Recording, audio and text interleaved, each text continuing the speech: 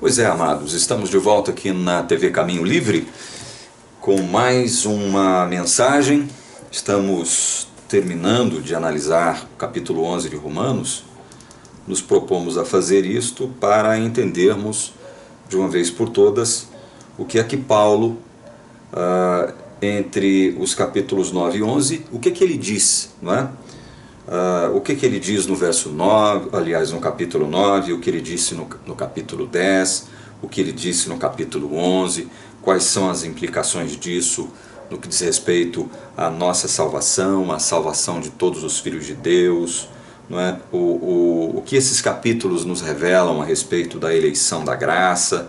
Portanto, são revelações importantíssimas que nós recebemos aqui nestes três capítulos, capítulo 9, capítulo 10 e capítulo 11 da Epístola de Romanos.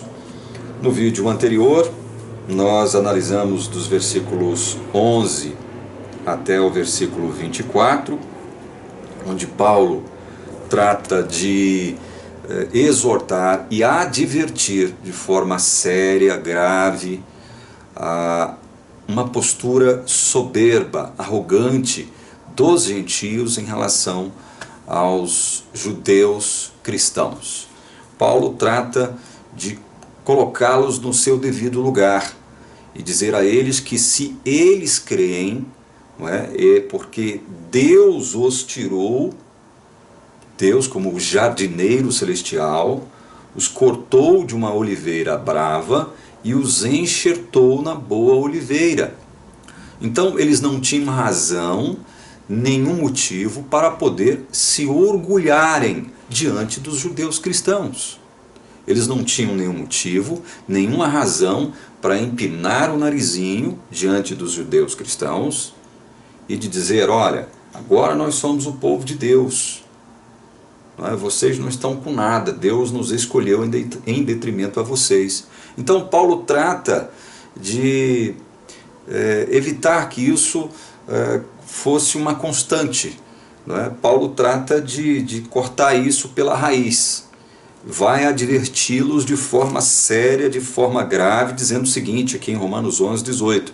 Não te glories contra os ramos, porém se te gloriares, sabe que não és tu que sustentas a raiz, mas a raiz a ti. Então Paulo deixa bem claro o seguinte, olha, vocês não têm por que se gloriarem contra os ramos naturais. Vocês não têm por que se gloriarem. Vocês também foram cortados de uma oliveira brava. Vocês também estavam mortos.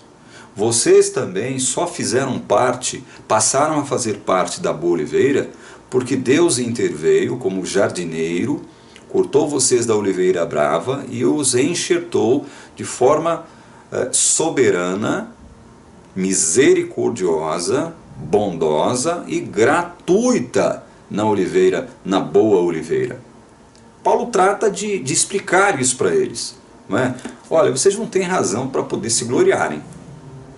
A mesma coisa que Deus fez lá atrás com o povo de Israel, não é?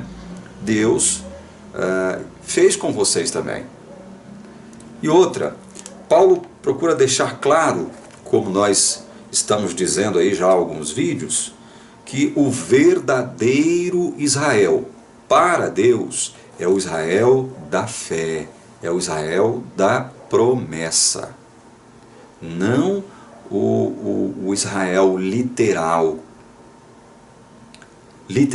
geneticamente descendente de uma tribo de Jacó, que por sua vez veio de Isaac, que por sua vez veio de Abraão. Nada disso.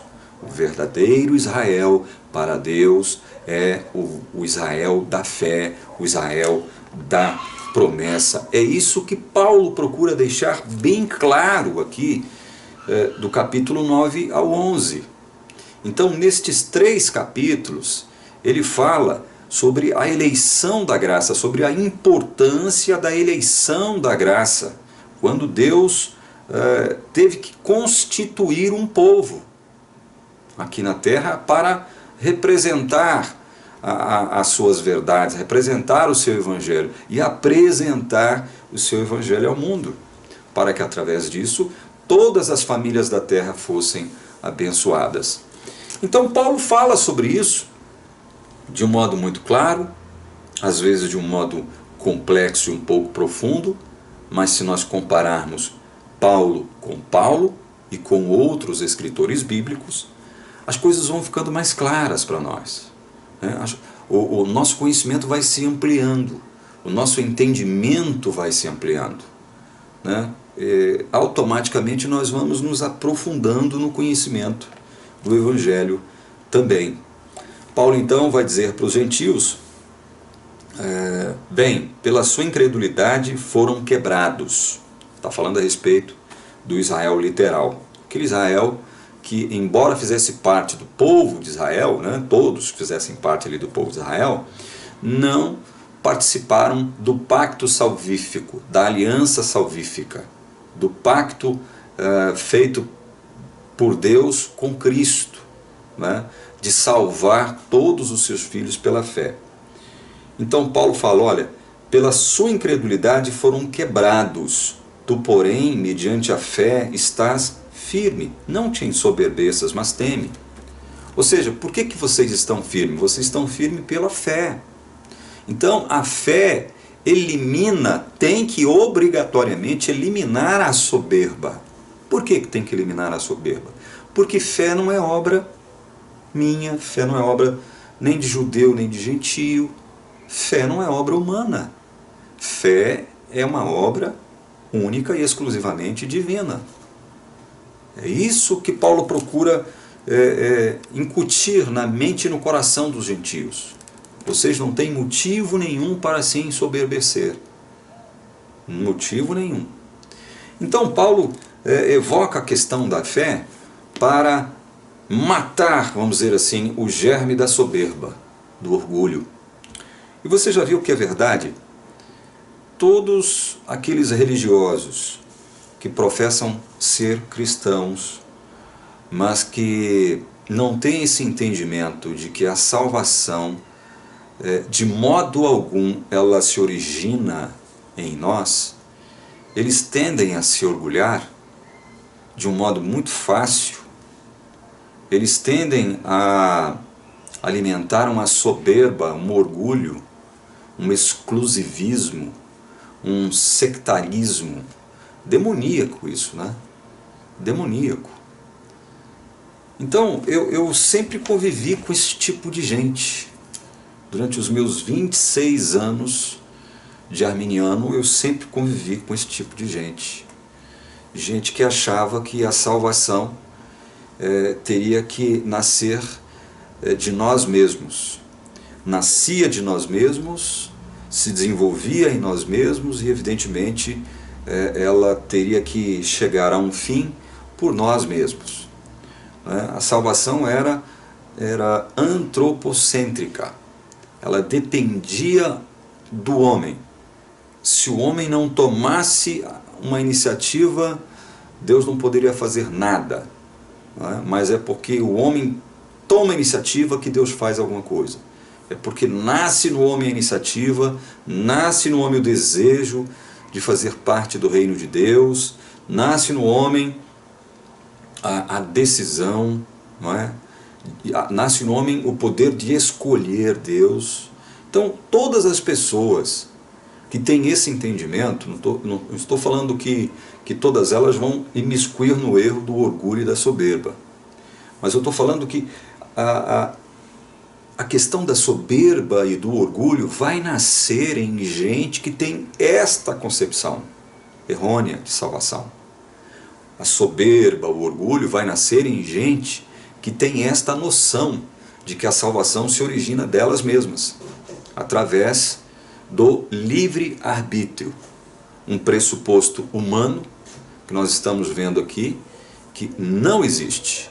Livre-arbítrio só um possui, que é Deus. O ser humano não possui o livre-arbítrio.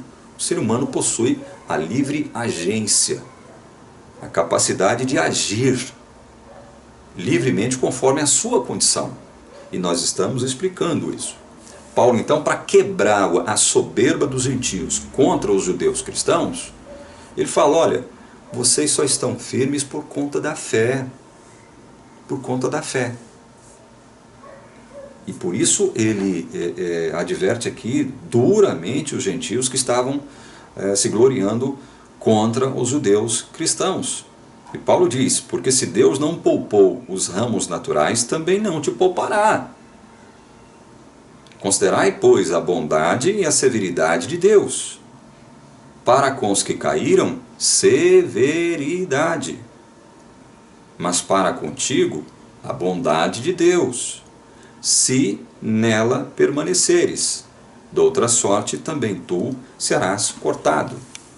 No vídeo anterior, nós comentamos isso, porque muitos arminianos tomam este texto, este é um dos textos que os arminianos tomam para poder afirmar que é possível perder a salvação.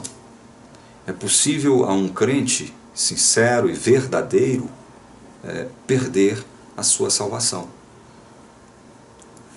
Este é um texto utilizado pelo arminianismo para provar que é possível perder a salvação.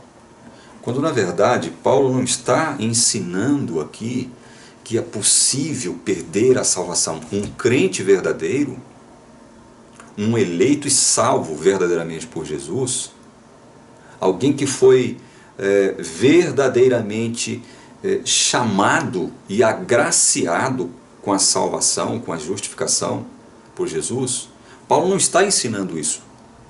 Porque senão, Paulo estaria se contradizendo.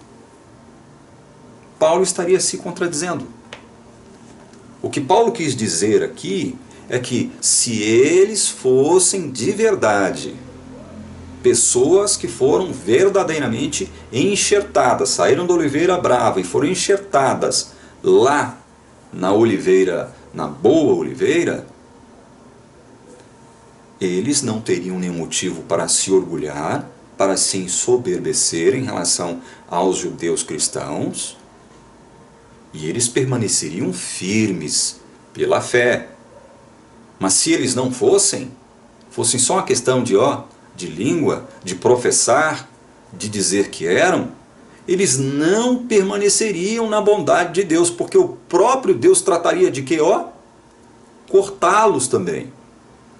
Essa coisa de cortar, essa tarefa, essa missão de cortar, pertence a Deus. Lembram-se da parábola do trigo e do joio, que Jesus contou aos discípulos? Lembram-se? Então vocês lembram que os discípulos, quando receberam ali a orientação de Jesus sobre as implicações e sobre as aplicações da parábola do trigo e do joio, eles perguntaram: Senhor, e aí? Tu queres que nós vamos, a partir de agora, arrancar o joio do meio do trigo? E o que foi que Jesus disse? Olha, não, esta não é uma missão de vocês. Esta missão de cortar, de separar um do outro, é uma missão divina, que Deus atribuirá aos anjos. São os anjos, sob ordens diretas de Deus, é que vão cumprir essa tarefa. Essa missão não é de ser humano algum. Então, a tarefa, a missão de cortar, pertence única e exclusivamente a Deus. Então, de outro modo, é isso que Paulo está tentando dizer aqui. Até porque Jesus, lá na parábola do trigo e do joio, isso aqui é para ampliar nosso entendimento. Na parábola do trigo e do joio, Jesus em momento nenhum quis dizer o seguinte: olha, meus discípulos amados, eu quero com esta parábola deixar claro para vocês que haverá possibilidade do trigo vir a deixar de ser trigo e se tornar joio. Em contrapartida, haverá possibilidade do joio deixar de ser joio e se tornar trigo. Foi isso que Jesus disse lá na parábola do trigo e do joio? Definitivamente não, não foi isso. Trigo é trigo. Por mais que ele seja de segunda ou terceira categoria, como aqui no Brasil existe o arroz de segunda e de terceira, mas que continua sendo arroz do mesmo jeito, com o trigo é da mesma forma. O trigo pode ser de péssima qualidade, mas continuará sendo trigo. A parábola não diz que lá na frente um deixará de ser trigo, no caso do trigo, deixará de ser trigo e poderá se tornar joio, e nem diz o contrário, que o joio deixará de ser joio para se tornar trigo. Não é isso que Jesus deixou registrado. E nós vemos isso acontecendo do Gênesis ao Apocalipse. Joio é joio e será joio do começo ao fim. Trigo é trigo. Só que o trigo, ele veio de algo morto. Ele veio de algo morto. O trigo, na verdade, não existia. O trigo teve que ser plantado, semeado pelo nosso semeador celestial. É verdade. Quer ver? Antes de comentarmos isso, vamos ler aqui o texto que nós vamos explanar de Romanos 11. Romanos 11, a partir do verso 25, diz assim: Porque não quero, irmãos, que ignoreis este mistério. Opa! Mistério? Essa palavra chama-nos a atenção, né? Ela provoca-nos. Né? Mistério, segredo, né? Oculto. Então Paulo não quer que nós ignoremos um mistério, para que não sejais presumidos em vós mesmos. Olha aqui, Paulo então está tentando baixar a bola de nós, especialmente nós, gentios, no que diz respeito à relação de Deus com o seu povo, o povo de Israel. Então, este mistério que Paulo revela agora é para que nós, vou falar num português bem esculachado, bem popular, é para que nós baixemos a nossa bola. Baixemos a nossa bola.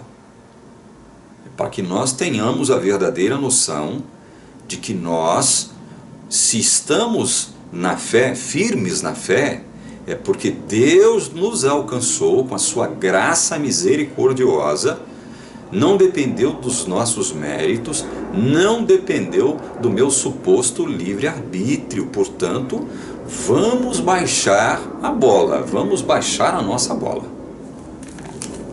Bom, que veio endurecimento em parte a Israel, até que haja entrado a plenitude dos gentios. E assim todo Israel será salvo, como está escrito: virá de Sião o libertador, e ele apartará de Jacó as impiedades. Esta é a minha aliança com eles, quando eu tirar os seus pecados. Eu disse no vídeo anterior que é com base nessas revelações que o apóstolo Paulo revelou aqui e escreveu aqui em Romanos 11, que existe o entendimento de que Deus, antes do fim da história deste planeta, irá fazer uma obra maravilhosa entre o povo de Israel, o povo judeu, o povo hebreu, com base nestes textos contidos aqui no capítulo 11 de Romanos.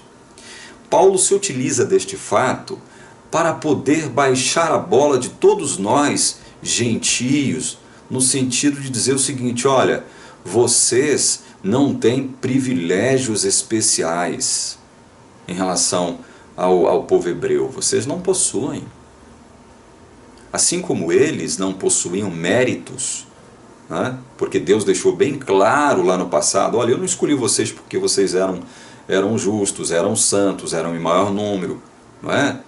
Nós não comentamos, o próprio Paulo não comenta como foi que Deus começou essa história dos circuncidados, começou essa história do povo que era circuncidado, o povo hebreu, com Abraão, lá na Caldeia, né, no meio de um povo ímpio, na escuridão, na completa e total escuridão espiritual. Então, ou seja, da mesma forma como Israel passou a ser filho de Deus sem mérito algum, pela graça gratuita do Senhor, nós também. Nós também. Portanto, vamos baixar a nossa bola. Vamos baixar a nossa bola, porque nós estamos lidando com aquele mesmo Deus Todo-Poderoso. E Ele não mudou. Seu Evangelho não mudou. Seus propósitos santos não mudaram. Pelo contrário, Ele está fazendo cumprir a sua palavra cabalmente sobre a terra. Ele quer que a sua palavra se cumpra. E toda palavra que Deus emite, segundo o profeta Isaías, não voltará vazia, ela cumprirá o propósito de Deus. E é isso que Paulo elenca aqui, olha, Deus, veja bem, veio endurecimento em parte a Israel, até que haja entrado a plenitude dos gentios. Vamos ler um texto aqui para tentar aclarar um pouco mais essa questão do endurecimento em parte ao povo de Israel. Porque tem muita gente que não entende isso. Tem muita gente que acha que o ensino da teologia reformada é um ensino mentiroso, é um ensino desonesto e que provoca a ideia de que há injustiça da parte de Deus. Mas o que é isso? Uma má interpretação das Escrituras. Esses que assim consideram a teologia reformada é porque não observam todas as Escrituras em sua harmonia. Muitos inclusive já desconsideram muitos textos da Bíblia como inspirados por Deus. Muitos desses já consideram alguns trechos da Bíblia como trechos em que os escritores bíblicos inspirados falharam clamorosamente. Muitos outros estão admitindo, inclusive, que Deus não possui o atributo incomunicável da onisciência.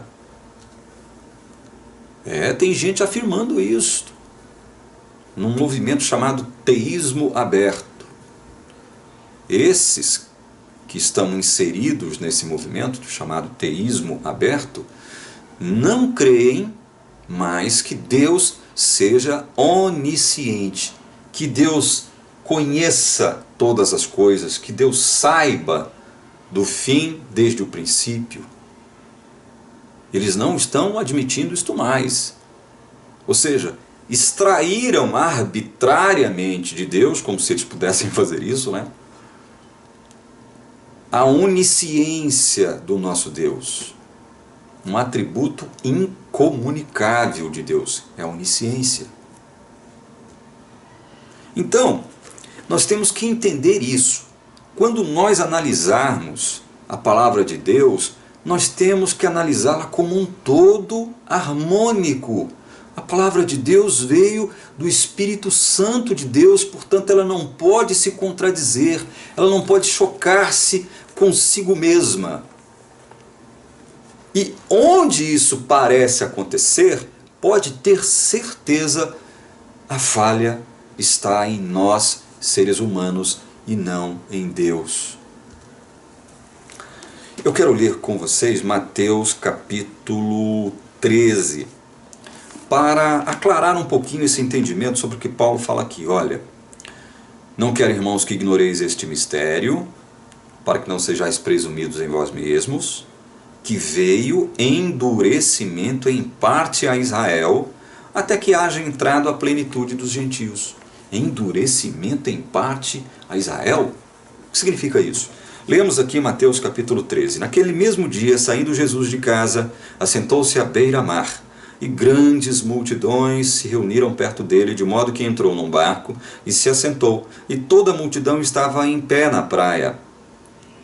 E de muitas coisas lhes falou por parábolas, e dizia: Eis que o semeador saiu a semear, e ao semear, uma parte caiu à beira do caminho, e vindo as aves a comeram.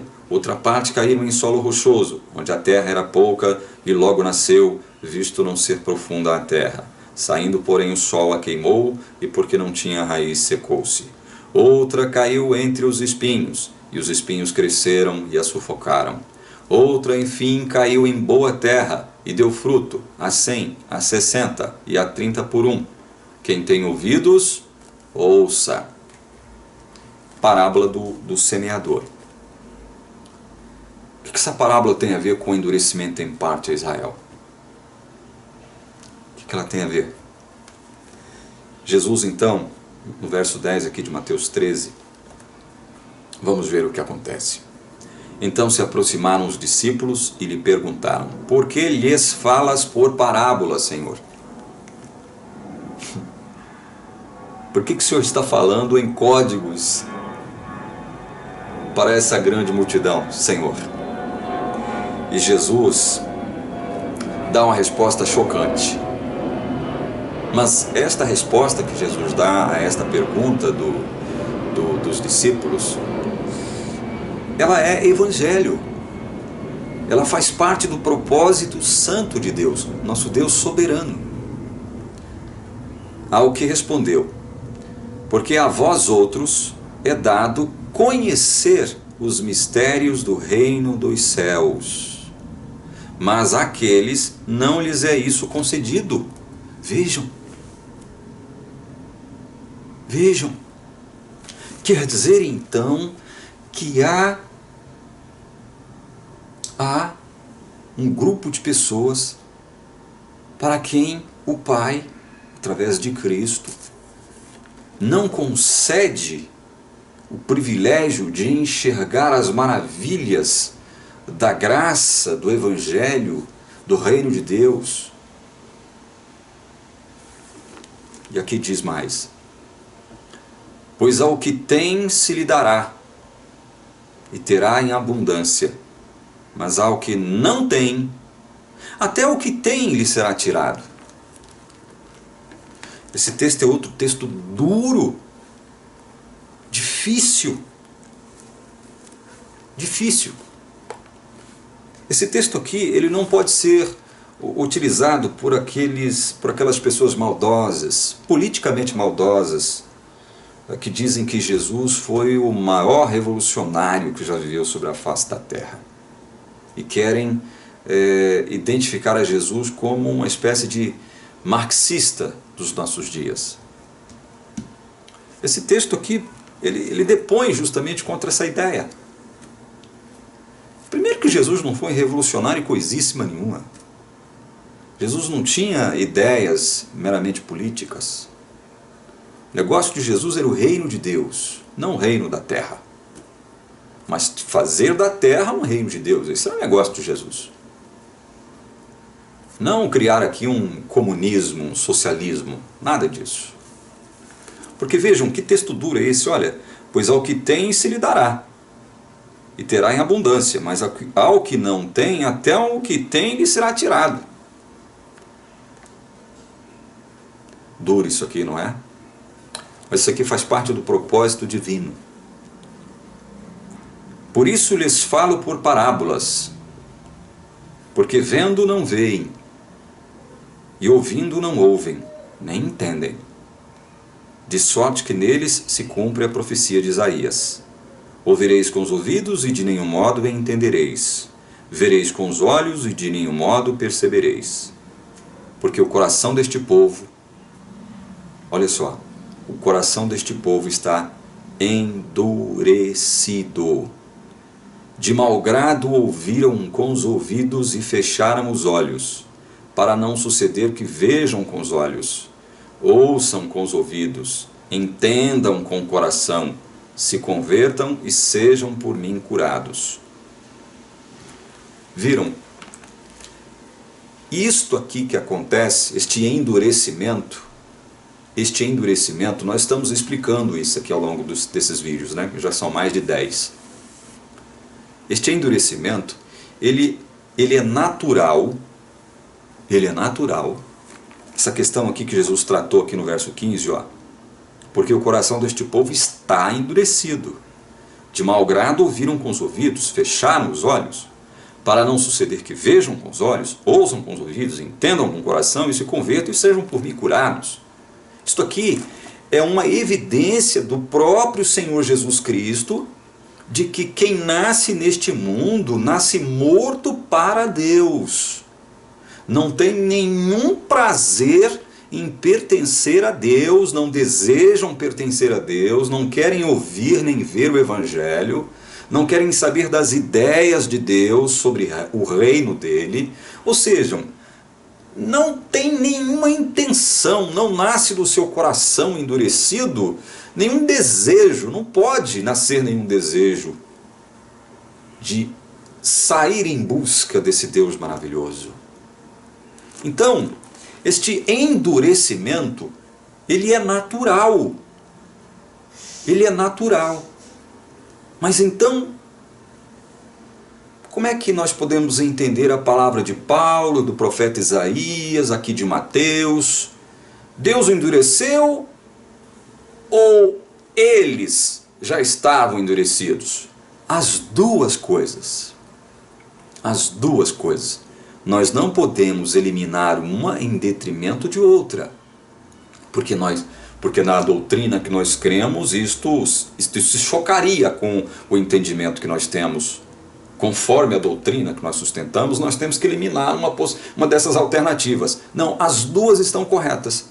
Deus endureceu, mas eles também já estavam endurecidos. As duas coisas estão corretas.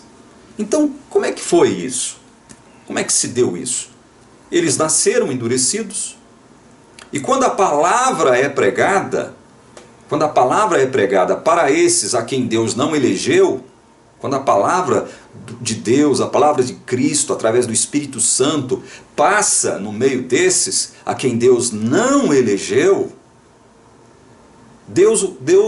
eles já estão endurecidos, eles já não têm capacidade de ouvir nem de entender. Mas como essa palavra é poderosa, e o próprio Cristo diz isso lá em São João 6, as minhas palavras possuem vida. É isso, em outras palavras, que Jesus quis dizer lá no Evangelho de João, capítulo 6.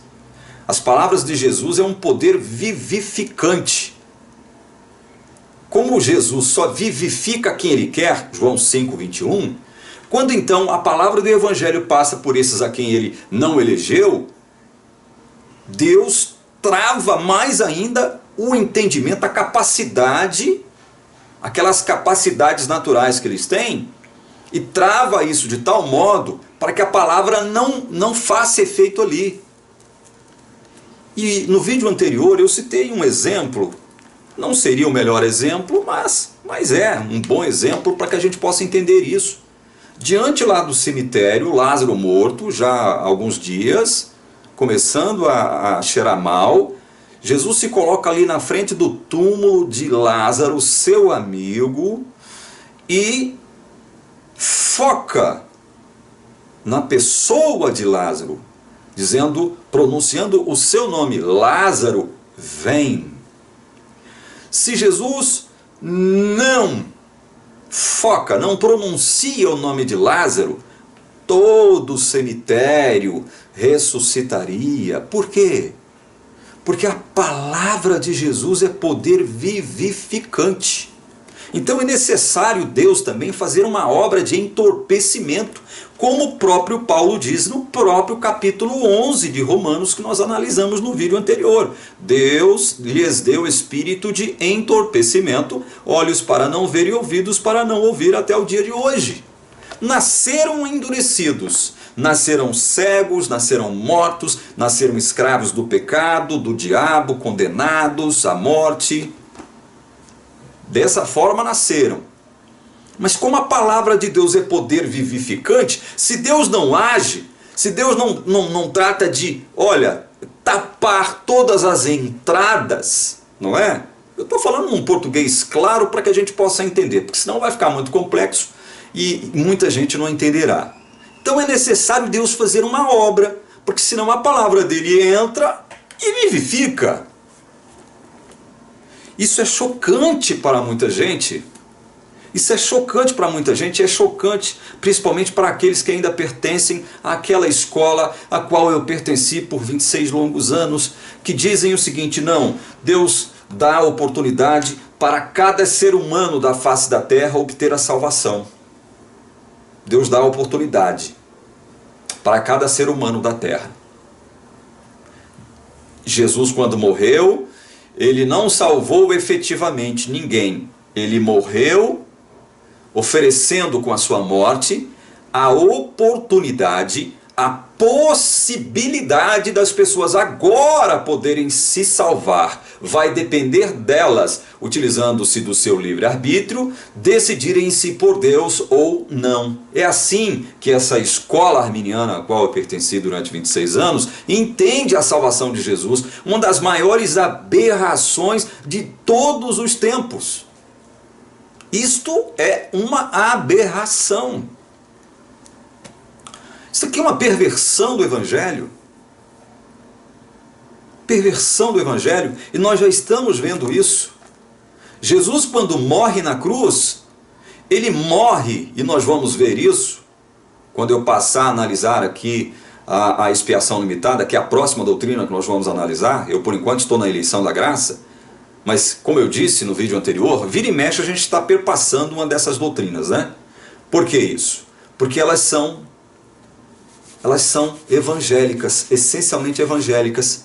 Quando você trata de uma, automaticamente você perpassa por outra em alguns aspectos, você cita outra em alguns aspectos, você toca na outra em alguns aspectos. Elas não estão separadas, não é? Como se fossem um credo religioso que se originou da vontade humana. Não! Por isso essas doutrinas são importantes. Por isso elas são importantes. Elas estão interligadas umas às outras. Não são compartimentos estanques. Então vejam. Deu para entender aí que a ação de endurecimento, ela é de dois lados. Ela é de dois lados. Primeiro, porque nós já nascemos endurecidos, mortos, cegos, surdos, mudos, escravos do diabo. É desse jeito que a gente nasce, naturalmente. Desse jeito que a gente vem a esse mundo. E segundo, porque Deus precisa fazer uma obra, porque senão, se ele deixa os canais das pessoas abertos, a palavra passa e vai fazer o quê? Vai gerar vida nessas pessoas. E o propósito de Deus não será cumprido. O propósito de Deus não será cumprido. Lembram-se da visão de Ezequiel lá no capítulo 37? Do vale de ossos secos, sequíssimos. Viram como é que a obra ali é uma visão. Aquilo ali constitui-se uma alegoria do que Deus faz com quem Ele salva, com quem Ele elege. É o que Ele faz com aqueles que Ele elegeu. Deus vai criando ali, né, todas as condições para que aqueles ossos secos voltem à vida. Voltem à vida. E eles voltam à vida pelo soprar do ruach. É o termo hebraico, né? Do Espírito Santo de Deus em hebraico. O soprar do ruach de Deus. Ou o pneuma dos gregos. Espírito Santo. Quando Jesus fala, a palavra dele é poder vivificante, como ele diz em São João 6. As suas palavras são poder vivificante. Então é necessário que Deus faça essa obra.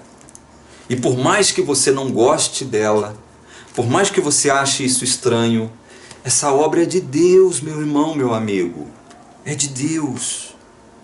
Aí Deus aqui, Jesus, aqui no capítulo 13 de Mateus, verso 16, ele diz assim, 16 e 17. Bem-aventurados, porém, os vossos olhos, porque veem, os vossos ouvidos, porque ouvem. Pois em verdade vos digo que muitos profetas e justos desejaram ver o que vedes e não viram, e ouvir o que ouvis e não ouviram.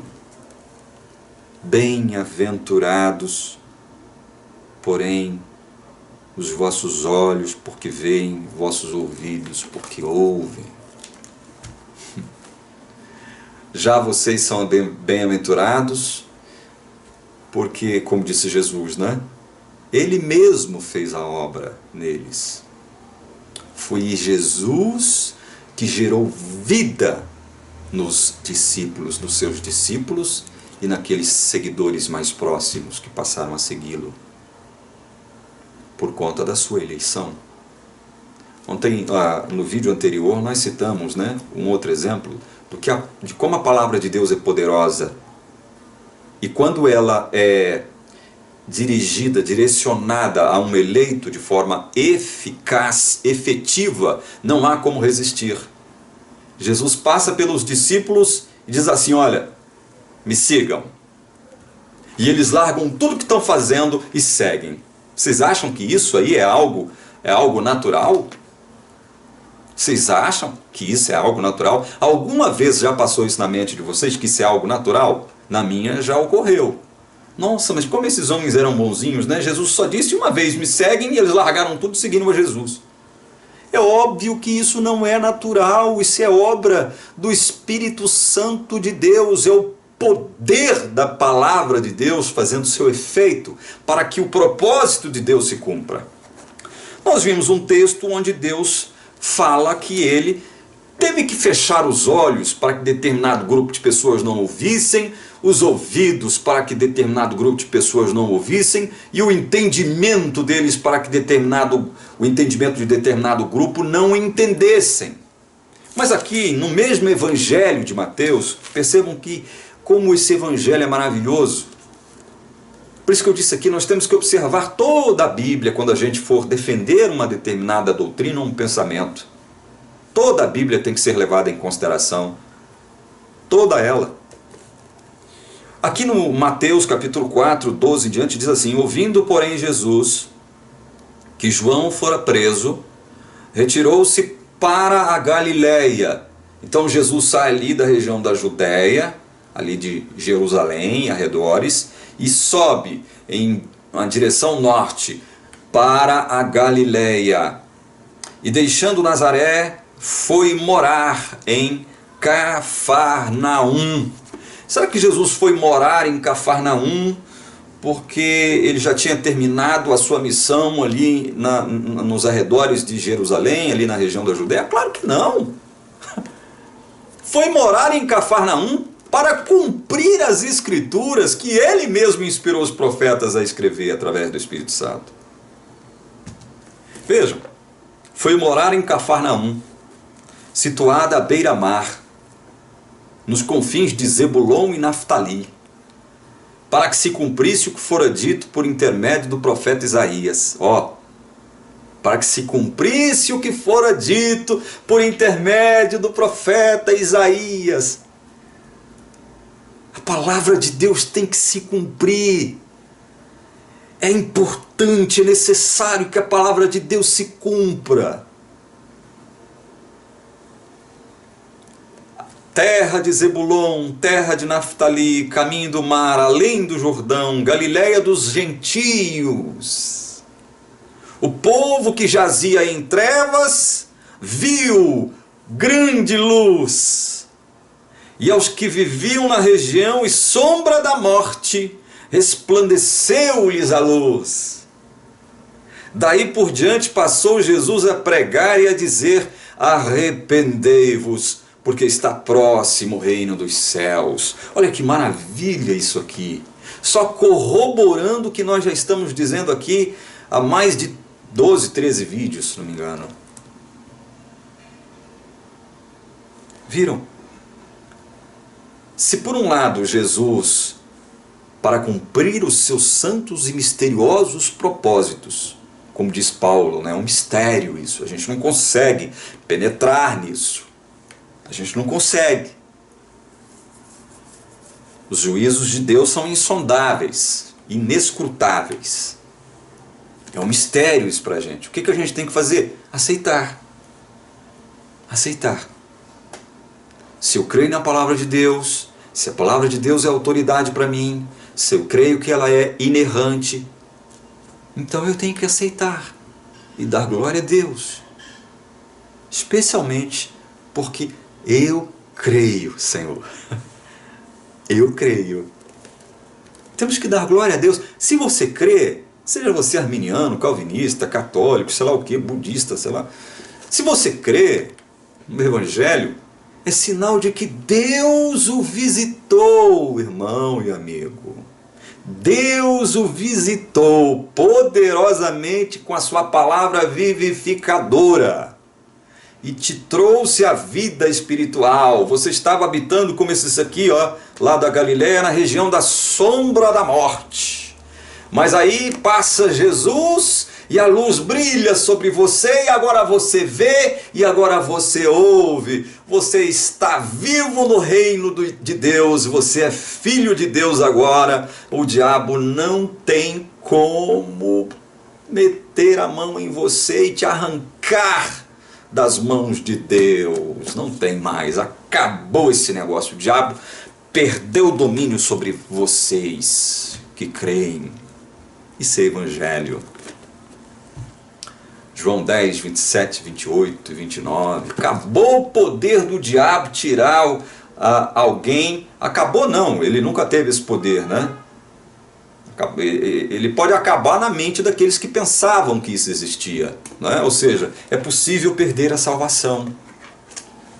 É possível perder a salvação. Ora, meu Deus do céu. Se a salvação nos foi concedida de graça por um Deus onisciente, que nos tirou da morte e nos deu vida, não por nossas obras, não por mérito algum de nós, será que agora Ele vai fazer com que a gente perca a salvação porque a gente ainda não consegue praticar boas obras? Viram? Portanto, quem crê que a salvação pode ser perdida, ele ainda não refletiu, porque se ele parar para refletir, ele vai chegar à conclusão de que ele crê que a salvação então é pelas obras. Se o Deus que nos gerou no seu reino, nos dando vida, nos tornando filhos dele, fez isso sem que nós fizéssemos absolutamente nada para merecer, foi independente de nós, independeu de mim, não foi nada condicionado a mim, eu estava morto para ele, eu não existia para ele. Se ele fez isso em mim, pela sua graça gratuita, por que agora, ele como um Deus onisciente que é, sabendo que eu sou um ser frágil, fragilizado pelo pecado, em cujo interior habita uma natureza carnal que não morreu, como é que ele agora vai me tirar a salvação que ele me deu de graça, sem eu ter feito absolutamente nada para merecê-la, porque agora ele instituiu mérito na questão da santificação agora. Ele salvou de graça, mas a santificação é pelas obras. E aí, se você não praticar determinadas boas obras, você pecar aqui e acolá, Deus então vai te tomar a salvação que Ele gratuitamente te deu. Não há nenhuma lógica espiritual nisso. E não é isso que a Bíblia diz. E nós vamos ver isso aqui, nós vamos ver isso de modo bem focado quando nós tratarmos da doutrina da perseverança dos santos. Vocês vão ver isso. Por que não é possível perder a salvação?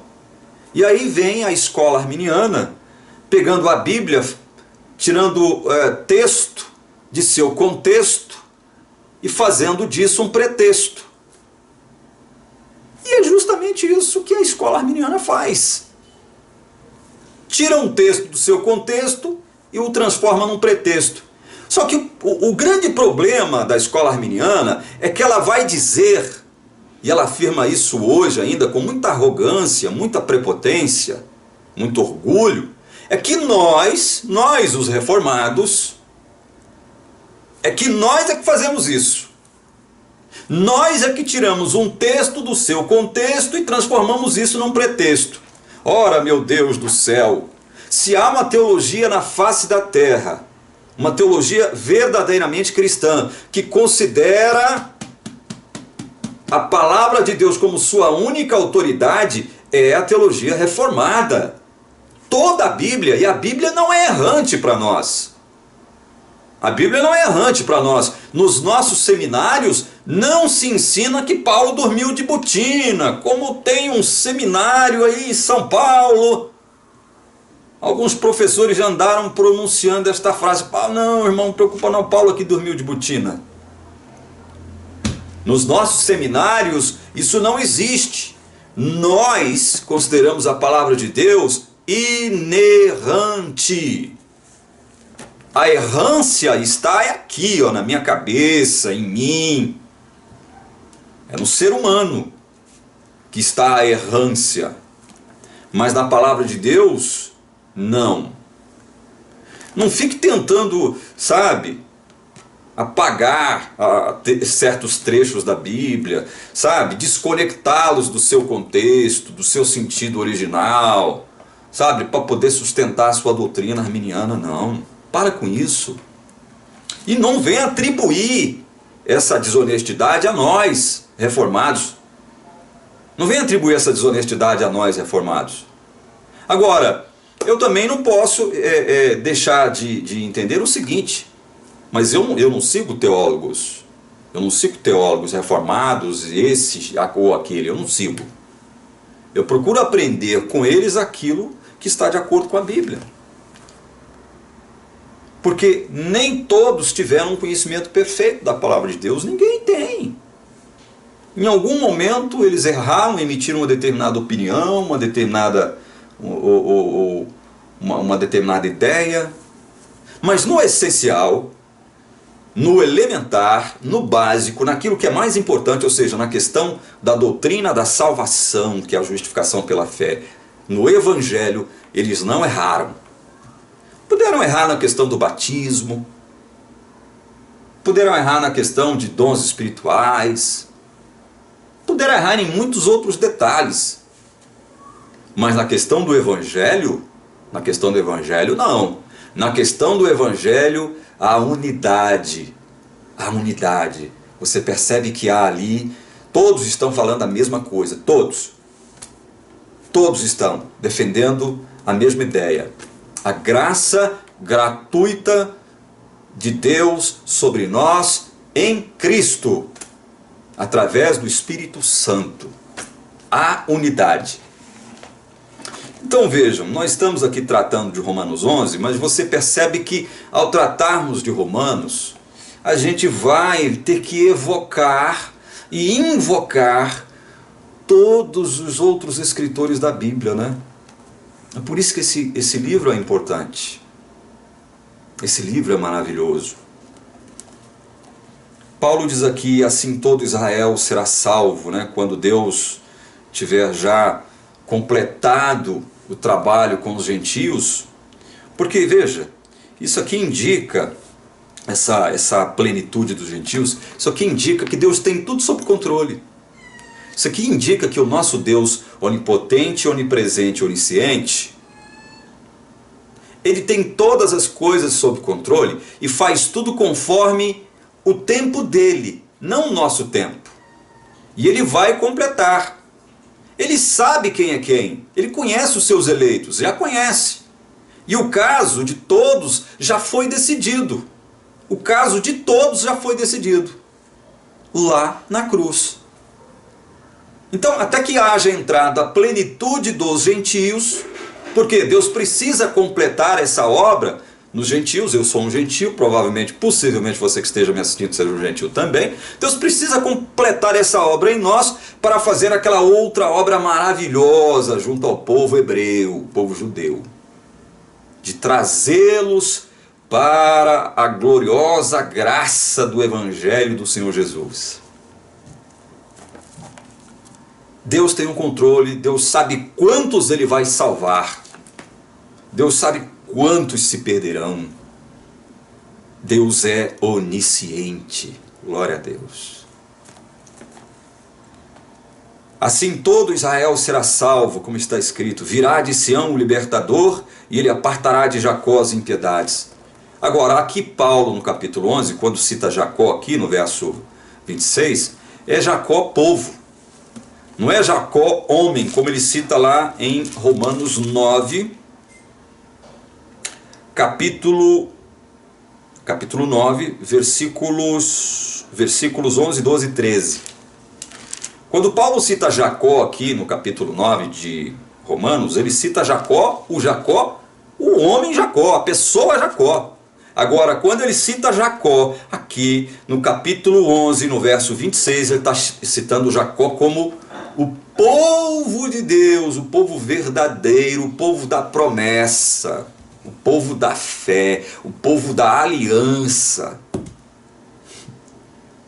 Então, o libertador apartará de Jacó as impiedades.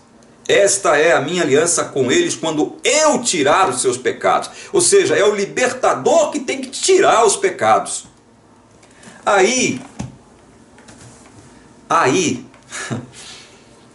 na medida em que a gente vai lendo, a gente vai descobrindo tantas coisas, né?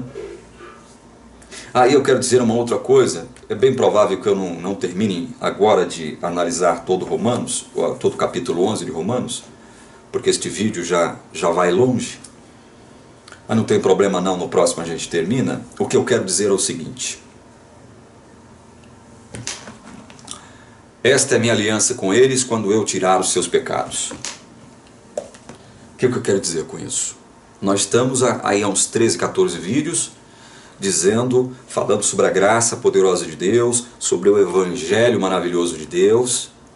Estamos abrindo a Bíblia, comparando Bíblia com Bíblia, escritor bíblico com escritor bíblico, comparando coisas espirituais com coisas espirituais.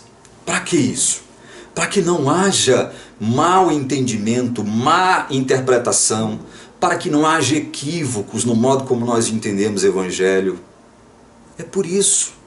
Nós precisamos entender esse Evangelho pelo menos em boa parte do que ele foi revelado aqui, daquilo que foi revelado, para que nós fortaleçamos a nossa comunhão, a nossa relação com Deus e com o nosso próximo. É para isso.